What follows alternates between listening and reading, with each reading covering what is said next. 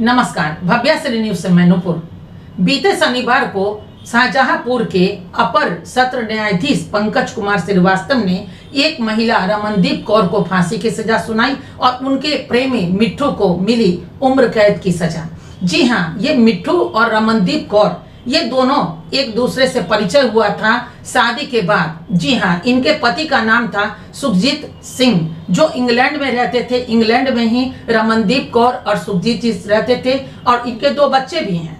ये तीनों भारत लौटे, तो इस बीच जो मिट्ठू हैं वो दुबई में रहते थे। दुबई से आना जाना इनके घर पर होता था और ये भी अपनी पत्नी के साथ दुबई जाया आया करते थे। चूंकि ये तीनों में काफी घनिष्ठता हो गई थी, शादी के बाद रमनदीप कौर भी मिट्ठू से काफी मिलना जुलना उनका आरंभ हुआ और ये दोस्ती कब प्यार में बदल गया ये तो उनके पति को भी मालूम नहीं था। और ये सभी लोग एक साथ 2016 में भारत आए थे भ्रमण के लिए। भारत में उनका घर था, घूमने आए, अपनी माँ से मिले, बहन से मिले और उसके बाद इन्होंने सोचा कि कुछ दिन यहीं पे गुजार देते हैं अपनी माँ के साथ। फिर पुनः उन्हें इंग्लैंड ही जाना था और मिट्ठू को जाना था दुबई। इस बीच जो मामला हुआ वो इतना भयावह मामला हुआ कि वह भयावह काली रात जब पता भी नहीं था कि एक पत्नी सोते हुए अपनी पति की किस तरह हत्या करवा देती है। जी हाँ, 2 छोटे छोटे बच्चे ये गवाह बने हैं और ये गवाही के तौर पर ये बताए हैं जज साहब को कि मैं देखता रहा। चूंकि छोटे छोटे मासूम बच्चे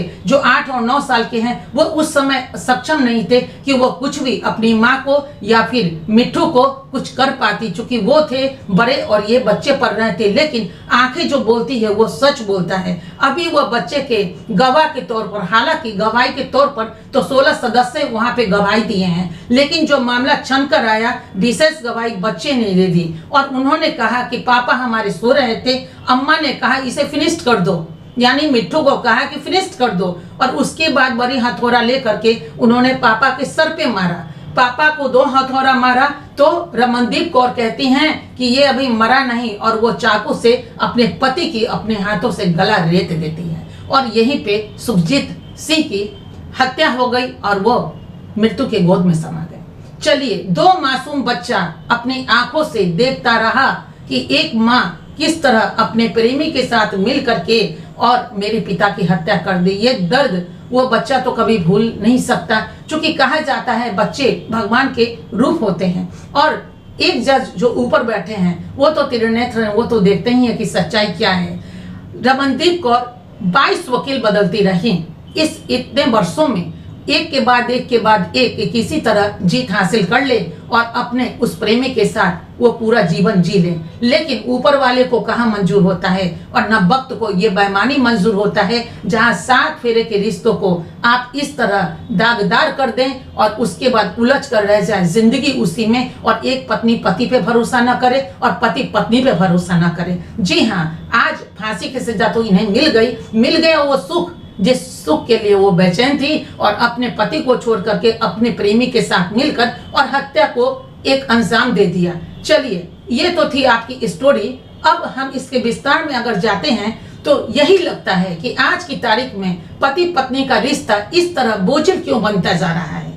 क्या कमी थी उस पति में कि पति के दोस्त के साथ इनका वो चक्कर चला और उसके साथ ये नागवार गुजरा अपने पति के साथ रहना कि नहीं हम जी लेंगे अपने पति के दोस्त के साथ। 2 बच्चे की माँ को ये भी ख्याल नहीं आया कि ये 2 बच्चे के पिता के नाम में हम क्या नाम डालेंगे, हमारे बच्चे क्या कहेंगे और किस तरह जिएंगे। हर घर में कभी ना कभी लड़ाई झगड़ा तो होता ही रहता है, लेकिन लड़ाई झगड़ा का अंजाम मौत नहीं हो सकता, हत्या नहीं हो सकती, इतना तक आदमी गिर नहीं सकता। अगर इतनी ताकत अगर कोई महिला जुटा पाती है या इतनी ताकत कोई पुरुष जुटा पाता है अपनी पत्नी की हत्या तक को अंजाम देने में, ये साजिश रच सकता है, वो महिला हो या पुरुष हो, बात दोनों की है। अगर इतनी हिम्मत आप में आ ही गई तो फिर इतनी जुबान में हिम्मत क्यों नहीं आ पाती कि कट टू कट आप सामने बोल दीजिए टेबल टॉक करके, भाई मुझे आपके साथ नहीं जीना, जो मैंने जिया वो जिया, अब किसी और के साथ मुझे जिंदगी गुजारनी है। ये सबसे ज्यादा बेहतर होता ना। अभी फांसी की सजा तो नहीं मिलती और उन्हें भी नहीं मिलता उम्र कैद की सजा। चलिए तलाक ले लीजिए, सबसे सरल मामला है, तलाक ले लेना, तलाक ले लीजिए, लेकिन हत्या किस लिए? किसी उस बेटे की हत्या आपने कर दी, उस बूढ़ी माँ का सहारा जो एक ही पुत्र थे। उनकी बूढ़ी माँ की आंखें हमेशा तरसती रही इस बात के लिए कि न्याय कब मिलेगा। अब जाकर माँ को न्याय मिला और वो कहती है न्याय तो मुझे मिल गया और मुझे न्यायालय पे विश्वास था। बहन कहती है भाई तो लौट कर नहीं आएगा, लेकिन जो न्यायालय ने जो हमारे लिए जो न्याय दिया है ये सर्वोपरि है और नेचुरली है कि दूध का दूध और पानी का पानी तो अलग होना ही था। और इसी विश्वास के सहारे लोग अगर चलते हैं तो एक दिन उन्हें न्याय मिलता है। लेकिन इतने साल तो बीत गए, इतने वकील ने अपनी दलीली दे दी और उसके बाद जो इनके वकील जो गवाह के तौर पर जो उन्होंने बताया, जब कोर्ट से बाहर निकले तो अशोक कुमार ने जो बातें कही यही बातें थी कि अशोक कुमार ने कहा कि रमनप्रीत ने इस बीच 22 वकील बदले और वकील पर वकील पर वकील पे वकील लेते चले गए कि ताकि कोई तो वकील ऐसा मिले कि पैसे के खर्च पे हम ये केस जीत सके और सुखमय जिंदगी जिया जा सके अपने प्रेमी के साथ। लेकिन कहाँ, 22 वकील आपके पैसे ले लिए और उसके बाद भी न्याय तो बोलता है। ठीक उस तरह सूरज की रोशनी को बादल कुछ देर के लिए जरूर ढक देता, लेकिन परमानेंट नहीं ढकता, वो जब भी चला जाएगा। चूंकि बादलों पे क्या भरोसा, आज है कल नहीं। लेकिन सूरज की रोशनी जो है एक सच्चाई है, सच्चाई लेकर उगते हैं और सच्चाई लेकर अस्त होते हैं, जिसको हम लोग अपनी आंखों में देखते हैं। और सच्चाई जो सूरज की रोशनी की तरह ही होता है, जो छनकर सामने आता है, भले ही कुछ देर के लिए झूठ यानी कि बादल उसे ढक दे उस सच को। लेकिन आज बस यही कहना चाहेंगे हम अपने देश में उन लोगों को जैसी मानसिकता जो साजिश रचते हैं और सोचते हैं कि हम कानून के हाथ से बच जाएंगे और जैसा चाहेंगे, जैसी सोच रखेंगे हम जिंदगी जी सकते हैं। क्या इससे बेहतर जिंदगी ये नहीं होता कि आप तलाक ले लेते, आप अलग रह जाते और अलग रहकर जिनके साथ आपको दिल मिल रहा था, जिनके साथ आपको चैन मिलता, उनके साथ ही आप रह जाते। सोचिए इंग्लैंड में ये लोग रहते थे, कितना सुखमय जिंदगी होता था, जहां एक पति आपको भ्रमण भी कराते थे। ऐसा नहीं कि पति खुद घूमते हो और आप नहीं घूमते हो, ऐसा तो हुआ नहीं। आपके पति आपसे बहुत प्यार करते थे, लेकिन ये कौन सा प्यार था, कैसा प्यार था जो मिट्ठू ने आपको दे दिया और वो चीज आपके पति से नहीं मिली, जबकि आप 2 बच्चे की माँ थी।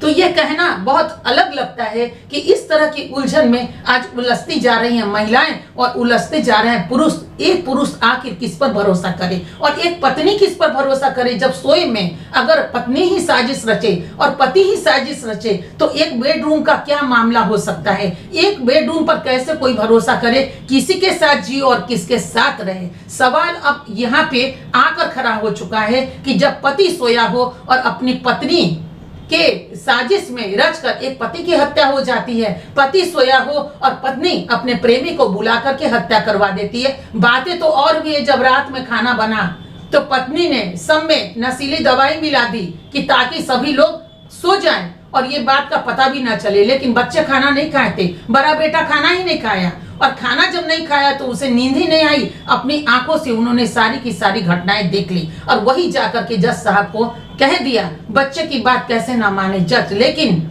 यहाँ पे इतने वर्ष गुजर गए सच्चाई ढूंढते ढूंढते और जाकर के शनिवार को ये निर्णय हुआ और निर्णय पे मोहर लग गया और चली गई रमनप्रीत कौर चली गई फांसी की सजा के लिए और उनके जो प्रेमी हैं उनको मिली उम्र कैद की सजा। रह गए दोनों एक साथ, कहाँ वो और कहाँ ये। उससे बेहतर होता एक जिंदगी मिली है, सफलता के साथ सुखमय पूर्वक जीने की कोशिश कीजिए।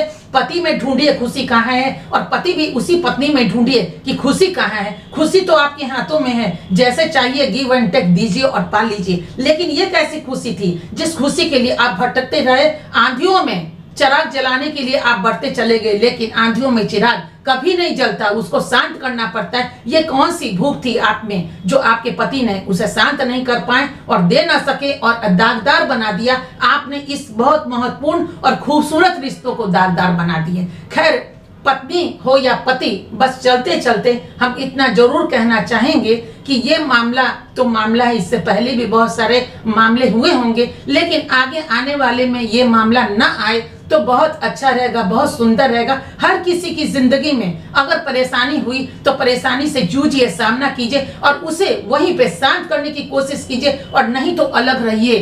कहते हैं ना कि रोने से, कल्पने से या साजिश बुनने से बेहतर है कि अलग रहिए, कह दीजिए हमें नहीं रहना आपके साथ। उसके लिए न्यायालय तो बना ही है, कोर्ट तो बना ही, बाद में क्यों?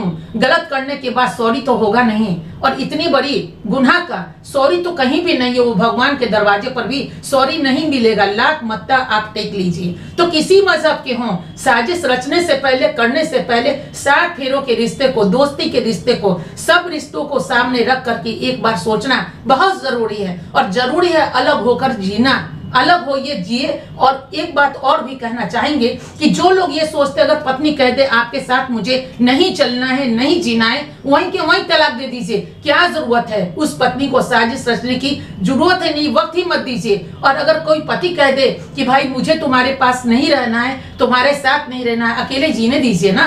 आपकी जिंदगी आपकी है, वैसे ही जिंदगी तो भगवान की दी हुई है। आप अपने हुनर को लेकर आगे बढ़ जाएंगे। कभी किसी को बांधिए नहीं, प्यार से कोई बंध जाए तो बांधने की कोशिश कीजिए एक वहां तक, लेकिन जब अंजाम यहाँ तक हो जाए कि शक के घेरे में जब आप पड़ जाए और आपको ऐसा लगने लगे कि नहीं ये कुछ न कुछ तो साजिश ढूंढ कहीं रहेगा या रहेगी, और उसके बाद एक की हत्या तो निश्चित है। ऐसे में क्या अलग हो जाना बेहतर नहीं है? अलग होइए, और जिंदगी नहीं मिलती दोबारा। इस जिंदगी को, इस खूबसूरत जिंदगी को खूबसूरत मोड़ दीजिए।